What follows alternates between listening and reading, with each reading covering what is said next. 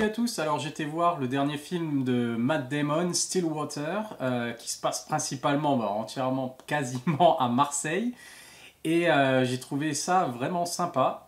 Alors c'est réalisé par Tom McCarthy, alors de lui il a fait quelques trucs mais j'ai pas vu grand chose, à part son film précédent qui était Spotlight, qui a eu l'Oscar du meilleur film d'ailleurs quand il est sorti il y a quelques années, sur le scandale justement qui avait éclaté aux États-Unis sur les prêtres catholiques, la pédophilie, etc. Et comment je crois que c'était le Boston Globe qui avait le journal, il montrait comment ça s'était passé en fait, l'histoire des journalistes, comment ils ont fait éclater ce scandale aux États-Unis, et qui était vraiment un film formidable avec un ensemble, un casting 4 étoiles, 5 étoiles même, et qui était vraiment un très bon film sur le journalisme d'investigation, pardon.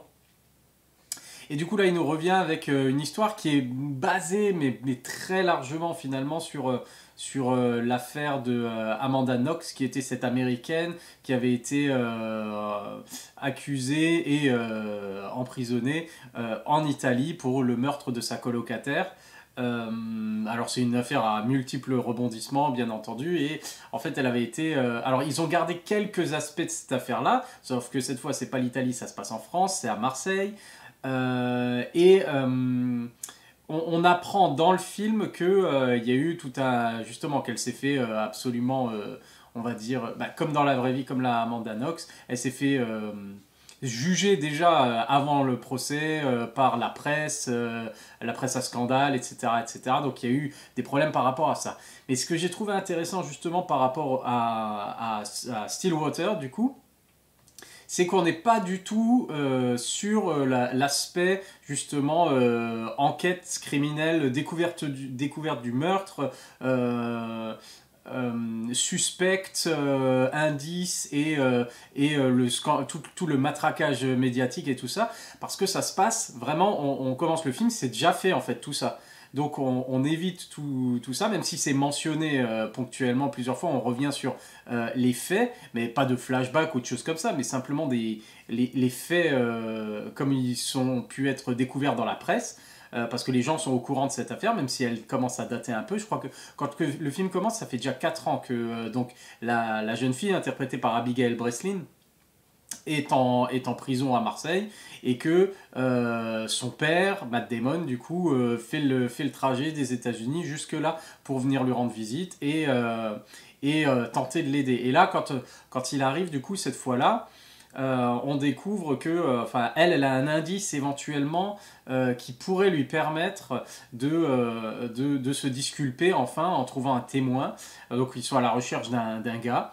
Et sauf que, en fait, on a bien compris, dès le départ, que ça va pas être si simple, parce que son avocate à elle, l'avocate française, qui est responsable de cette affaire, pour elle, c'est terminé, et que, voilà, ce que lui propose, en fait, Matt Damon, de retrouver ce gars-là pour faire des tests ADN ou des choses comme ça, elle y croit pas une seule seconde, donc elle refuse finalement de poursuivre cette piste-là. Et pour pas que sa fille perde espoir, du coup, Matt Damon dit que oui, l'avocate, elle a dit qu'elle allait regarder, qu'elle allait s'en occuper, et il va faire le boulot lui-même. Et c'est comme ça qu'il va. Alors, et là, on est dans la partie justement, on est dans la partie un peu investigation, un peu thriller, enquête policière. Alors, thriller, c'est pas un suspense à couper au couteau du coup, parce que c'est très. Et tout le film d'ailleurs est très posé, très lent. Ce qui peut en rebuter certains, mais moi j'ai trouvé que c'était vraiment sympa. En plus, on a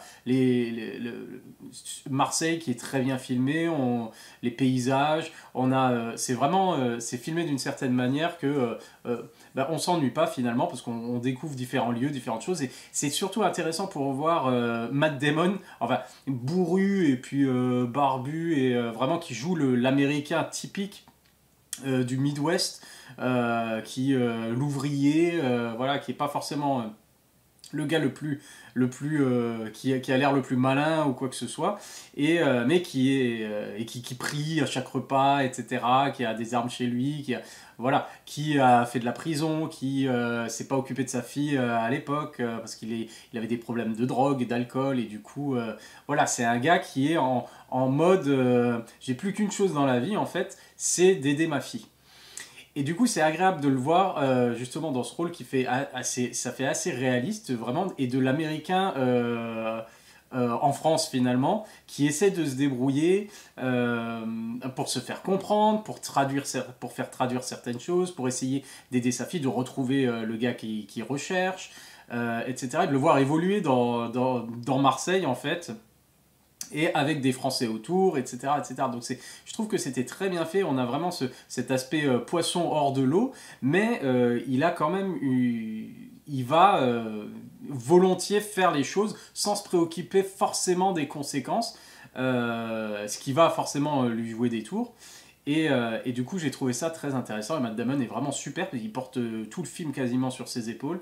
Et on a vraiment, même si voilà, on peut le juger comme vraiment, ouais, c'est l'américain typique. D'ailleurs, des personnages le jugent comme ça dans le film. Et finalement, quand on découvre un peu qui il est, ce qu'il fait, ce qu'il essaye de faire, on a vraiment de l'empathie pour lui. Et je trouve que c'est vraiment un super rôle pour lui. Et c'est très réussi. Et du coup, on a toute cette partie voilà, où il va rechercher quelque chose, mais en même temps, en parallèle, il rencontre du coup une Française, une actrice de théâtre qui a une petite fille, et c'est Camille Cotin, que je connaissais pas parce que j'ai pas vu ce qu'elle avait fait d'autre, comme enfin je sais qu'elle a fait des comédies, des choses comme ça, mais je connaissais pas vraiment l'actrice, et je trouve qu'elle était vraiment excellente aussi. Avec qui il va d'abord lui demander de l'aide, et finalement il se lie d'amitié, il va finir par devenir colocataire parce qu'il va habiter chez elle. Le temps qu'il fasse ce qu'il a à faire pour aider sa fille, il va pas forcément repartir aux États-Unis, donc il va trouver un boulot là d'ouvrier parce que c'est ce qu'il sait faire, de bricoleur, et commencer finalement à vivre une vie en fait, une nouvelle vie en France. Et ça, c'est la partie du coup plutôt. En fait, c'est comme s'il y avait trois films en un, puisque vous avez le côté investigation, le côté drame familial avec la prison et puis l'enquête et tout ça, et puis justement encore une fois le côté un peu drame humain avec ce gars qui essaie de se reconstruire en essayant de justement sortir sa fille de là, parce que c'est comme s'il cherchait, il est en quête de rédemption un peu, parce qu'il s'est pas vraiment occupé d'elle, et puis sa femme est décédée, et enfin pour plusieurs raisons, il n'était pas là quand elle était petite, il n'était pas là pour elle, et maintenant toute sa seule mission c'est de l'aider, quitte à voilà, faire des choses qu'il ne devrait pas faire non plus, à se mettre en danger, à mettre en danger d'autres personnes, etc. Donc il y a la partie aussi vraiment humaine, empathie, ou écrit de l'empathie, et j'avais peur justement que ça parte justement dans cette relation avec justement avec Camille Cotin et puis la petite fille qui est absolument adorable et géniale. Et finalement en fait je sais pas comment expliquer, moi j'ai été vraiment pris par cette histoire.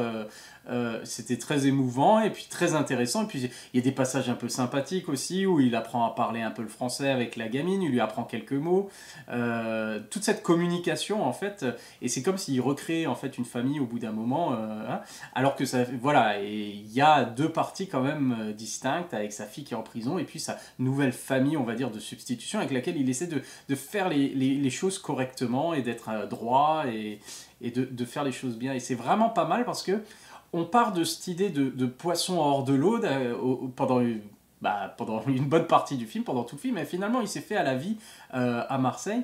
Et en fait, on se rend compte par des plans, des scènes un peu parallèles, qu'on a vu au début un peu sa vie aux États-Unis, et puis on voit quand il travaille du coup, on le découvre sur un chantier, après une tornade en train d'essayer de nettoyer avec une équipe et tout, il a été engagé pour faire ça, il va de boulot en boulot, et là il répare, il ramasse, il enlève le massacre que l'ouragan a laissé, que la tornade a laissé au début du film, donc on le trouve comme sur un genre de chantier et des débris comme ça. Et après, quand on le voit à Marseille, pareil dans le chantier. Et en fait, on a ce plan où on sait pas en fait, on s'est dit il est rentré aux États-Unis, et en fait non, il est à Marseille. Et du coup, on a plein de parallèles entre sa vie aux États-Unis et sa vie là, et que finalement, il y a plein de choses qui se ressemblent, et notamment les relations entre les personnes, le problème de la communication. Lui, il parle plus à sa propre mère. Mais il parle à la mère de sa femme. et des choses comme ça. Donc on a tout un truc sur la communication, sur lui, il essaye de se faire comprendre dans un pays, et puis finalement il s'attache à des gens qui sont d'un autre pays, d'une autre culture, qui n'ont rien à voir avec lui, alors qu'il n'est pas capable, il n'a pas été capable de tisser des liens avec les Américains, les gens de chez lui, quoi. Et là, il est plus ou moins accepté, justement, alors qu'aux États-Unis, on l'envoie balader parce qu'il n'y a pas forcément de boulot ou des choses comme ça. Et en France, il est accepté sur les chantiers, les pays au black, et enfin, des choses comme ça. Donc, il y a plein de parallèles qui sont faits. Et des fois, on voit, du coup, alors les différences qui font que finalement, il va se prendre à cette vie en France. Mais et en même temps, on voit qu'il y a beaucoup de points communs dans le sens de problèmes de communication, les préjugés, le racisme. Les personnes finalement sont les mêmes du coup. Mais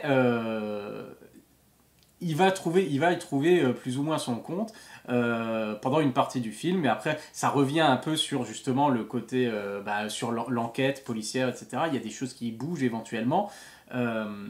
Et il y a des choix qui sont faits. Et en fait, tout le film est pratiquement basé sur le choix des parents, en fait. Que sont capables de faire les parents pour leurs enfants, jusqu'où ils sont prêts à aller pour faire ce qui doit être fait, ou réparer quelque chose, ou protéger leur enfant. Et du coup, il y a plein de choses qui sont... c'est vraiment basé là-dessus. Et justement, les actions ont des conséquences. Et puis... cacher des choses à certaines personnes et puis mentir ou plein de choses comme ça pour essayer de faire que les choses aillent bien, mais en fait ça empire, et etc. etc. Donc on est vraiment dans ce genre de drame, et il y a quand même si c'est pas genre le thriller haletant, on a toujours un peu de suspense quand même tout du long, où on se demande alors est-ce qu'il va réussir, est-ce que ça va marcher, est-ce que finalement tout va être pour le mieux dans le meilleur des mondes, est-ce qu'il va réussir à libérer sa fille, mais est-ce qu'il va rester en France du coup avec le personnage de Camille Cotin et sa petite fille et choses comme ça. Et jamais je trouve ça prend on tombe dans le truc trop... Enfin, moi j'ai trouvé, jamais j'ai l'impression qu'on tombait trop dans le cliché, vraiment. On a vraiment l'impression que limite ça pourrait arriver, même si c'est une histoire un peu extraordinaire. Mais c'est joué de manière très naturelle, je trouve. Je les ai trouvés très authentiques et très naturels par rapport aux personnes, les personnages secondaires qui croisaient, etc. Et il y a quelques petits trucs de clichés, justement, du monde des acteurs de théâtre, un peu, des trucs comme ça. Et puis des relations entre les Français et les Américains, comment ils voient les Américains, mais aussi comment les Américains voient les étrangers, les autres, finalement, qui ne sont pas de leur culture. Et j'ai trouvé ça très intéressant. Donc, à part, si on y va pour le côté, justement... pourtant, c'est clair depuis le départ, puisqu'ils n'ont pas montré le procès, le battage, le matraquage médiatique... ils n'ont pas montré les scènes de crime, ils n'ont pas montré... Donc voilà, si on était parti sur ça va être un thriller, il va trouver l'assassin, et puis... alors là, on fait fausse route, parce que c'est pas du tout ça, c'est vraiment le côté humain qui prend le pas, et les relations entre les personnes autour de ce drame-là, autour de cette histoire de filles enfermées à l'étranger, arrêtées, condamnées pour meurtre, alors qu'il y a un suspect qui court, etc., l'ADN, et ça, c'est vraiment, en fait, finalement, c'est l'arrière-plan. Et ce qui est le plus important, c'est le côté humain, les relations, et ce que vivent les personnages, les interactions humaines. Et j'ai trouvé ça vraiment très bien joué, très bien réalisé, et pas forcément... qui évitait certains écueils, certains clichés, du genre dans lequel il pouvait tomber s'il voulait faire du sensationnel ou vraiment le thriller hollywoodien, quelque chose comme ça. Donc on est vraiment plus dans le film d'auteur et dans les relations entre personnages, et j'ai trouvé ça très bien, très émouvant. Et avec une vraie réflexion justement sur finalement, est-ce que l'herbe est plus verte ailleurs, est-ce que finalement on est sur des pays, sur des cultures totalement différentes, où on se juge, et que ce soit même au sein d'un pays, que ce soit aux États-Unis avec les Mexicains, que ce soit à Marseille avec les quartiers, et puis le racisme ambiant, ils sont toujours là en train de passer là, de toute façon c'est les Arabes ci, les Arabes ça, et on voit donc les personnes qui parlent comme ça ouvertement, le racisme complètement libéré, comme malheureusement on le voit de plus en plus. Du côté français du coup, et on se dit finalement c'est kiff quoi, que ce soit même sans la barrière de la langue, où on enlève le côté on se comprend pas forcément, des choses comme ça, et même les gens entre eux ne se comprennent pas, qui parlent la même langue et qui vivent dans la même ville et qui vivent dans le même pays et qui se clashent quand même et qui ne s'aident pas forcément, etc. Donc, et on retrouve ça en fait, et du coup ça fait un parallèle entre les deux pays. On se dit finalement tout le monde fait partie du même monde, et puis voilà. Donc j'ai trouvé très intéressant les questions que posait le film justement sur ces relations-là. J'ai trouvé les acteurs excellents, et j'ai passé vraiment un beau moment. 2h20 quand même, donc pour ceux qui n'aiment pas trop justement la lenteur et qui cherchaient un bon thriller où ça bougeait bien et puis on allait d'indice en indice, et puis est-ce qu'il va réussir à la sauver, est-ce qu'on va trouver le vrai meurtrier, etc. Là c'est pas du tout ça, d'accord. Donc je l'ai trouvé vraiment super. J'ai bien aimé, je l'ai trouvé un petit peu long. À un moment on se dit où est-ce qu'ils vont en fait avec ça, jusqu'à ce que après c'est bon, ça, les choses redémarrent un petit peu, et voilà. Et puis une fin un petit peu étonnante, disons, que je m'attendais pas à voir cette fin là forcément. Mais je l'ai pris comme elle était présentée. Je suis pas déçu, et je suis pas voilà. Donc passer un très bon moment. Stillwater vaut largement le coup, en tout cas pour moi. Il est un peu long, c'est vrai que 2h20, je suis pas sûr que ça justifié. Encore une fois, vous pouvez perdre 20 minutes, je pense qu'on pouvait le faire aisément, mais en même temps on passe, c'est des scènes intéressantes, c'est des personnages intéressants auxquels on s'attache. Il y a quand même un peu de suspense par-ci par-là, il y a des choses très bien, et du coup j'ai pas vu le temps passer jusqu'à voilà, il y a une petite pause, ça lag un petit peu juste avant le dernier acte, et mais une fois que ça repart, et donc c'est très bien. Un petit peu long, mais sinon beaucoup aimé. Stillwater, c'est un film à voir, alors je le conseille. Voilà, c'est tout, allez, à la prochaine, bye.